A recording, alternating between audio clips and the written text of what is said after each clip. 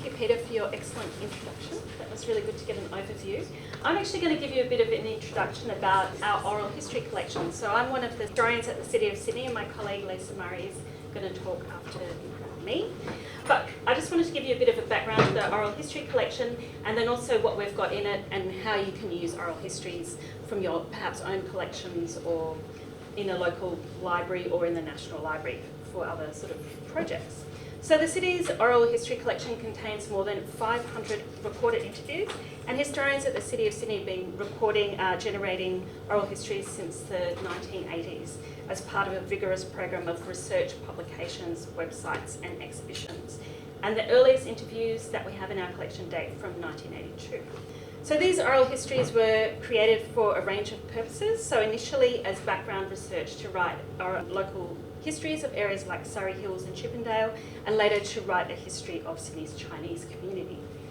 And over the years, interviews have been collected with long-term council staff and councillors, as well as Sydney residents. And there are some Vox Pops collections that are created by other organisations, and most recently, so within the last 10 years or so, purpose-generated projects which have been developed along thematic lines. And so formal collecting in this way began around a decade ago. And so the collecting practice evolved from responsive to proactive. And so this was really about having an ongoing collecting program that needed to be made accessible to public. So not just on cassette tapes, but actually online. The central collecting principle is that interviews must be relevant to the local government area. And within this broad remit, the history team aims to select interviewees that might not otherwise be covered in the written historical record, and we prefer not to replicate interviews or topics that are already represented in other oral history collections. And we accept some oral histories by donation, but only really if they're relevant, particularly to the local government area. The organising principles of the collection have likewise evolved. Initially, collecting was informal, with no arrangements for cataloguing or permanent storage. But in more recent times, project-based collection and organisation for the deposit of both old and new interviews was developed, as well as systems for storage, backup and retrieval. So now we have the Sydney Oral Histories website, and I realise I neglected to actually put a URL up for that. It's just Sydney Oral Histories. The online presentation of our oral histories has seen another shift to this broad thematic structure intended to show the rich diversity of Sydney's history as it is represented by the people who live and work here. So the oral history website showcases around a third of the interviews in our collection. Since the website was launched, and that was in 2013 now, which seems a long time ago, but probably is. So since that time, the city's historians have been focusing on getting a handle on what we've got in our collection, digitising and transcribing it, and gradually making it accessible online. So many local historical societies and local studies libraries likewise have oral history interviews, some of them still on cassette in their own collections, and some of them in personal collections as well. And so while digitising these interviews, so transferring them from cassette to a digital format, may seem a bit daunting or cost prohibitive, it does ultimately make the oral histories much more accessible.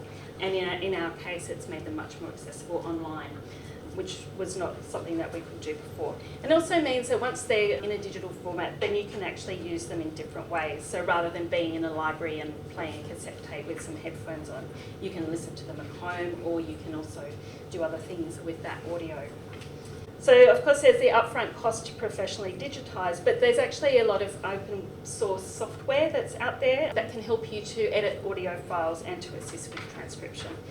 We get our interviews transcribed, not all people do that, but we found it really useful to do that, because then they're actually a resource in themselves that we can give to researchers and also use for our own research. If you don't have any oral histories in your own personal collection or local collections, the State Library of New South Wales and the National Library both hold important collections. And many of the National Library's interviews are readily accessible online. They have sort of a log system, which I've found particularly helpful. One of the interview collections that I've used recently is the Bicentennial Oral History collection, and if you haven't come across that, I really urge you to go and have a listen. These were 200 interviews that were done in the mid-1980s for the bicentennial with people just from New South Wales, but there's a very rich resource there that is quite untapped in many ways.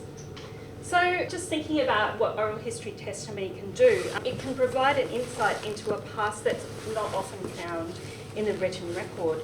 And its value is not so much for, accurate recall, although of course, oral history testimony can actually give you rich detail of the past. But rather, I think that it provides a window into how people remember the past and gives us a direct link to that past. So today I'm going to play some audio from the city's oral history collection with people who lived in the inner city suburbs of Millers Point, Woolloomooloo, Newtown and Erskineville.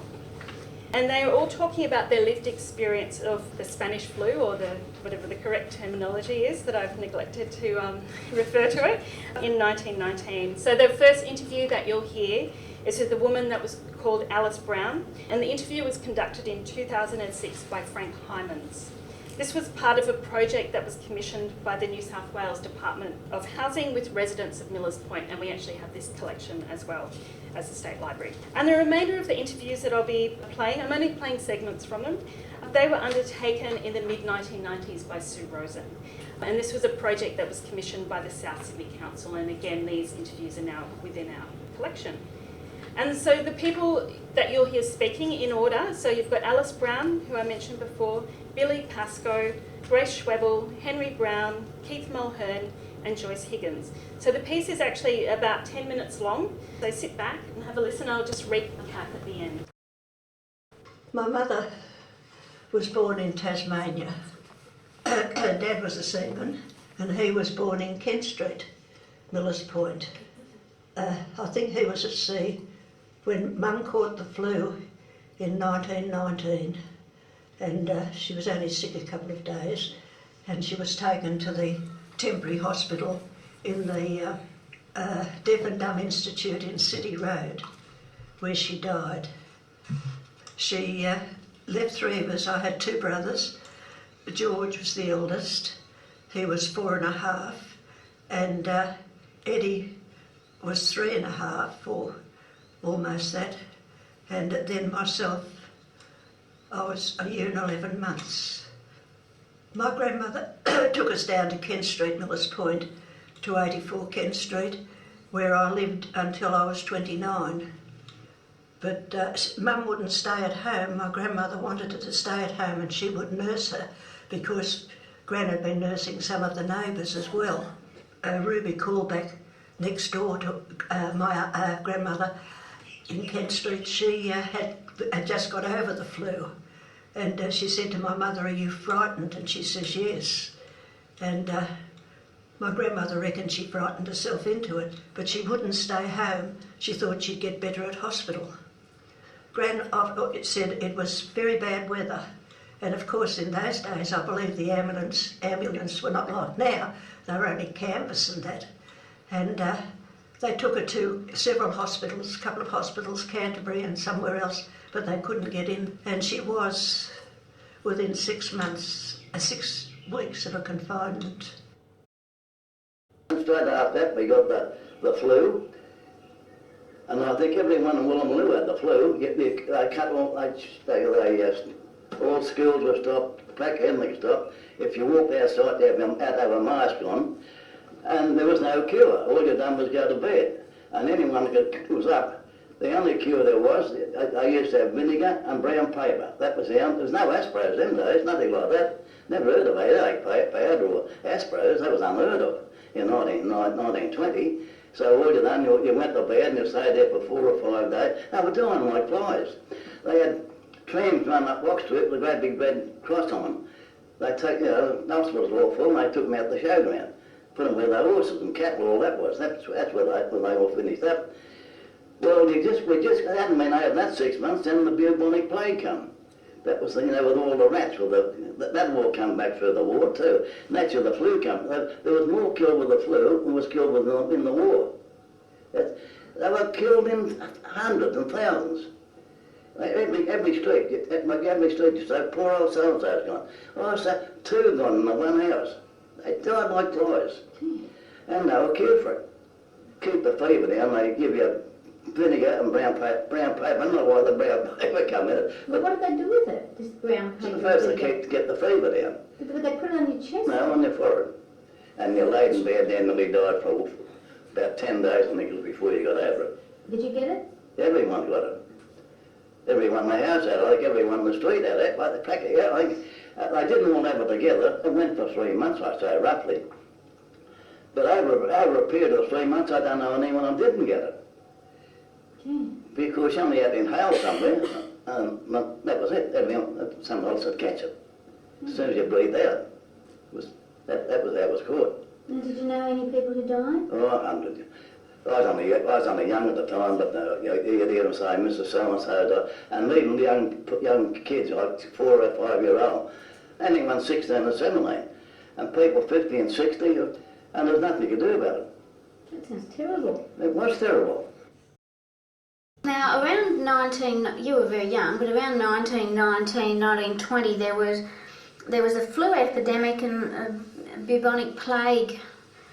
I always thought it was the flu, but some people refer to it as the plague, so there might have been both. Flu, they'll call it. Oh, right. Can you remember anything about that?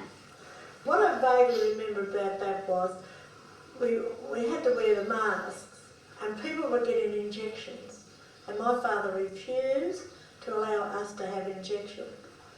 And do you know why?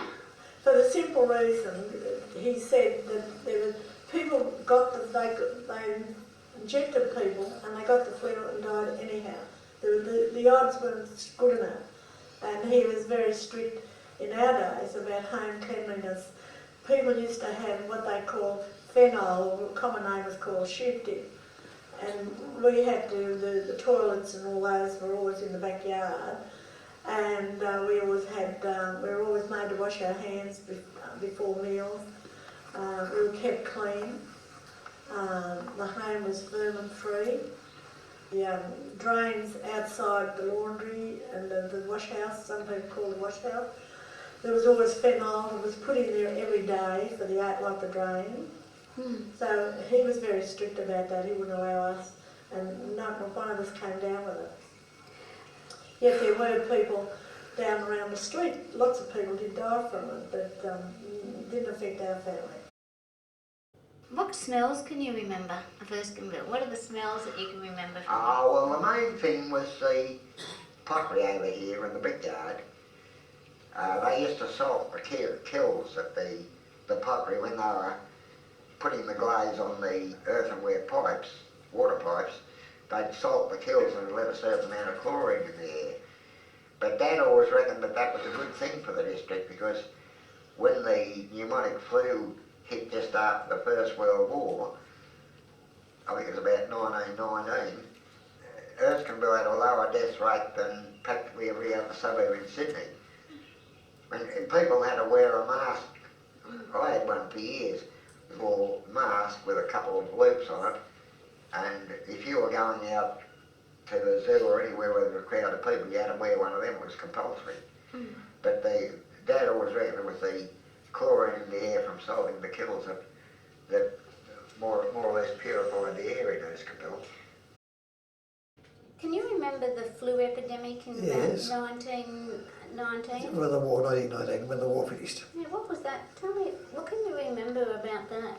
Well, it was a flu. It was really a serious flu. It was the Black Death up here at the different opposite the university, the start of City Road joins King Street. Yeah. See, that was a different it's now part of the university. That was taken over. The people all sent home, and that became a hospital. And then the Palo Royal at the showground on the corner there, that became a hospital. And there's a lot of hospitals around about, and people were dying left and right. Some of them may tell me that just take it in there and you wouldn't be put to bed. They just went, oh well, he won't last long. And was it like an influenza? Or was Influenza was a very serious type of influenza, but one was bubonic plague, they called one, and the soldiers brought it back. Something that started in the latter end of the war, and a lot of those died of that on the way and were sick, but they got back and had to have hospitalisation. So there were two sort of epidemics. One was bubonic plague and one It was was all at flu. the same time. The flu and the bubonic plague. A lot of people died, they went black. They were this colour normally, but it's coloured much quicker. And also, the schools closed up and we all had to wear a mask. You mentioned you had a 15-year-old brother who died. What year was that? It was 18 or 19. Oh, what happened? What happened to your brother? Well, you see, after the men came back from overseas with the war, they must have brought some germs back with them, with these rats, and we had the bubonic plague. What was the impact on your family of your brother getting that? They took him away. That's where he's got to go. So the horse and cart arrived, Was he alive at that time? yeah, with about another 4 patients in it. And my mother went out after she got out of bed, saw him through the glass door. She wasn't allowed in, and that was it. She never saw him again. People come through and fumigate houses and all that Oh kind yes, of thing. at that time everything was fumigated. Everybody had to be inoculated, and I can remember my mother arguing with the man that he wasn't going to put in my arm.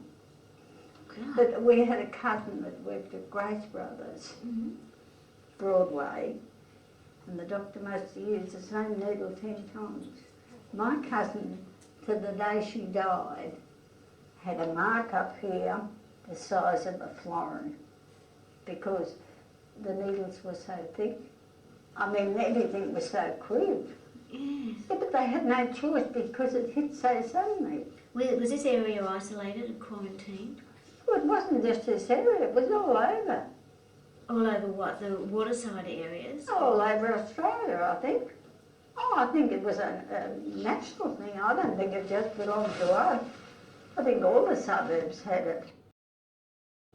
So I think there you can hear some wonderful Australian voices talking about the past.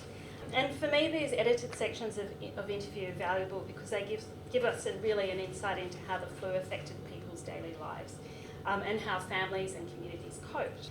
They also tell us something about the nature of memory, and you might have noticed that throughout the interviews that people were referring to the bubonic plague and to the influenza interchangeably. It's interesting to speculate on this. The interview subjects are of course not medically trained.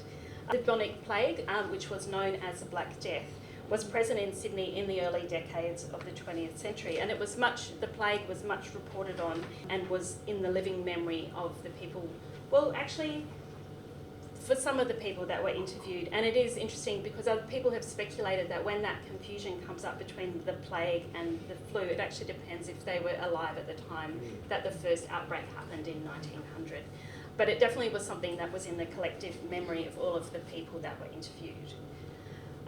When people were dying of the flu, and I think you heard one of the interviewees say people turned black, and I think Peter has said that actually it was more of a purple colour, but nonetheless there was that sort of visual change in the person that was affected.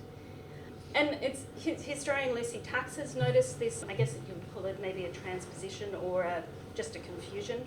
And also Pauline Kirby has noticed that she did some interviews with people in the Ryde district. But Lucy Tax actually sort of refers to the work of Susan Sontag and suggests that epidemic diseases like the plague or the influenza pandemic, well particularly the plague really, were being used as metaphors for social disorder, and remarks on the proximity of the war coming just before the influenza. Although, you know, you have to wonder about that because the flu itself actually sounds like it had much more impact than the war itself in terms of the amount of people that died. So I think that's just something to think about. It doesn't, and again, it doesn't sort of, I don't think it takes away from the oral history testimony. It doesn't, as I say, it's not necessarily always about accurate recall, but it tells you something about what people remember. So that is it for me.